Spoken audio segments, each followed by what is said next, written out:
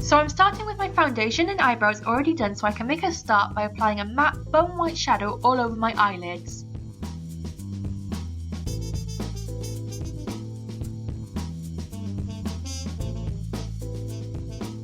I'm then taking a light matte grey eyeshadow and working it through my crease with a fluffy brush, and then winging the shadow outwards and upwards in a wing shape at the end of my eye. The look that I'm going for today is greatly inspired by the 60s and the models of that era, such as the likes of people like Twiggy and Jean Shrimpton.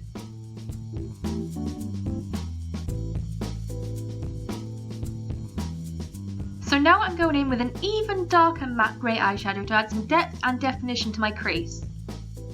Basically, the idea with this look is to slowly build up the intensity with increasingly darker shadows to get the desired amount of smokiness.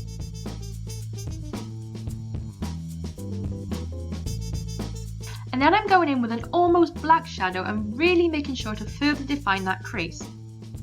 I know it seems like I'm repeating myself, but it really does take layering many different shades of grey to get the desired look.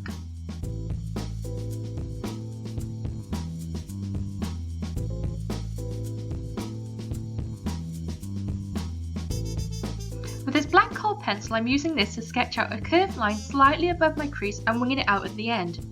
The eyeshadow you've laid down should give you an idea of what kind of shape to go for.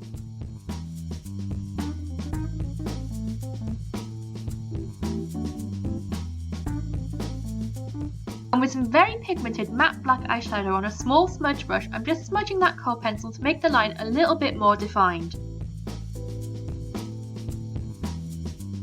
Now with some concealer on a small angled brush, I'm using this to carve out my lids. This will provide a tacky base for the eyeshadow that I'm going to apply in a moment.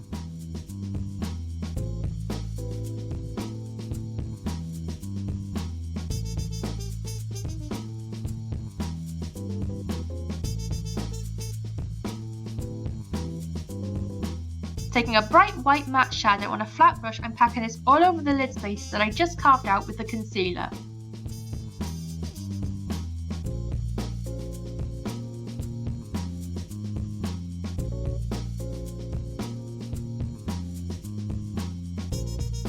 I'm just quickly going back to that matte black shadow to blend this on my outer corner using a fluffy brush.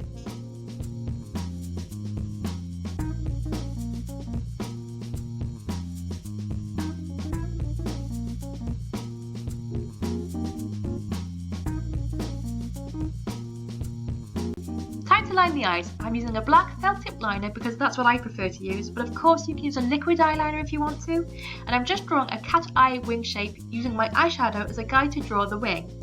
This style of eyeliner was extremely popular around this time and was worn by lots of the actresses, singers and models.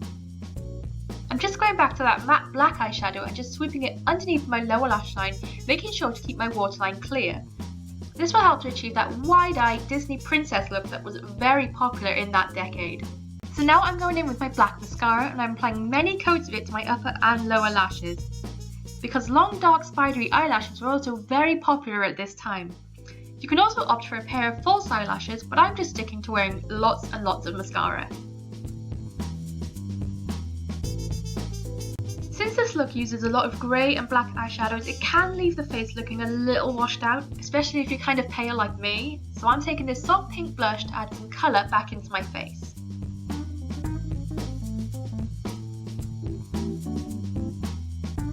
Now moving to the lips, I'm first lining and filling them in with a brownish nude lip liner.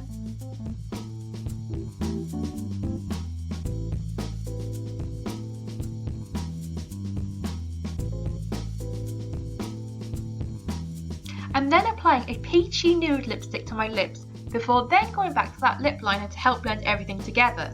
Because I find that wearing light lip colours like this doesn't really suit me all that well, so I like to make things a little bit darker using a more brown toned lip liner. And to finish off the look, I'm just adding a pop of light pink lipstick to the centre of my lips for a touch of dimension.